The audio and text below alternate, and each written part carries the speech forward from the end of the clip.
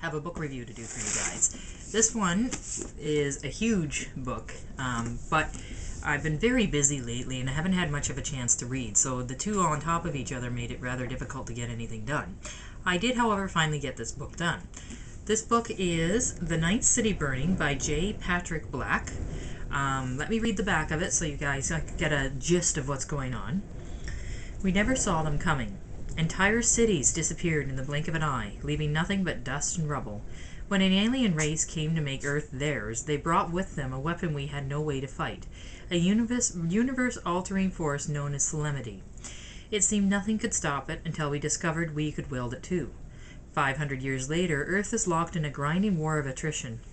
The talented few capable of bending Solemnity to their will are trained in elite military academies, destined for the front lines. Those who refuse to support the war have been exiled to the wilds of the ruined Earth. But the enemy tactics are changing, and Earth's defenders are about to realize that century-old war has only just begun, and a terrible new onslaught looms. Heroes will rise from unlikely quarters and fight back. Let me first say that I really enjoyed the book, but there were a few things that detracted from it based on how the book was put together. Now, you guys know how I like to explain to you why how I like the book put together. So I'm going to kind of put the two of them together. The book was put together in the view of different characters, okay? So, like, the name of the character is the name of the chapter. So it was very hard to get into the theme and the story of the book. We would just follow this character along and get invested in that character and want to find out what happened to that character. And then at the end of the chapter, we would be left in a cliffhanger with that character and then switch to a different character who had a totally different persona and was in a totally different situation. Or even if it was in the same situation, the viewpoint of it was totally different. So you'd get so far into the story and then have to go back and think, okay, well, what was this character thinking about what was going on, and are we still following what we were going on? I think that the author did it so that we understood that there are many different people fighting this war.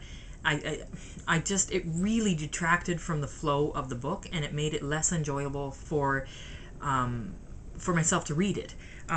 Also, the cover here, now I thought was pretty boring, and I wouldn't draw me to pick this up.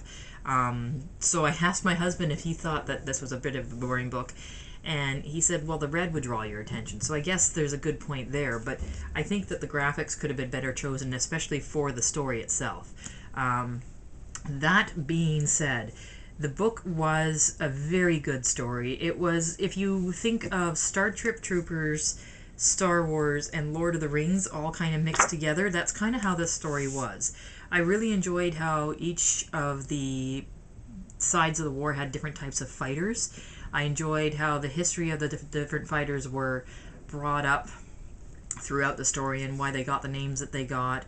I really like the different points of view that some of the characters had. It was well told. I don't know if it was very well written, and there was times when I had to just kind of put it down because I was trying to keep everything straight, but I did enjoy it.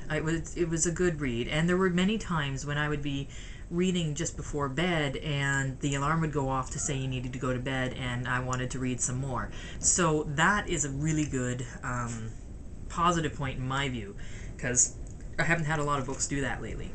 So all in all, I liked the story. It was nothing fancy though. It wasn't very epic, but I enjoyed the story. I enjoyed going through the struggle. I think maybe if the characters were a little more deep, had a little more feeling to them, or maybe if we not so much deep, but if we followed them a bit more so that we can get the different personalities situated properly and we're only told under one point of view, I think that would have helped. But all in all, Ninth City Burning was a read, finished it, and now I can't wait to do my next to be read. Have a good day, everybody.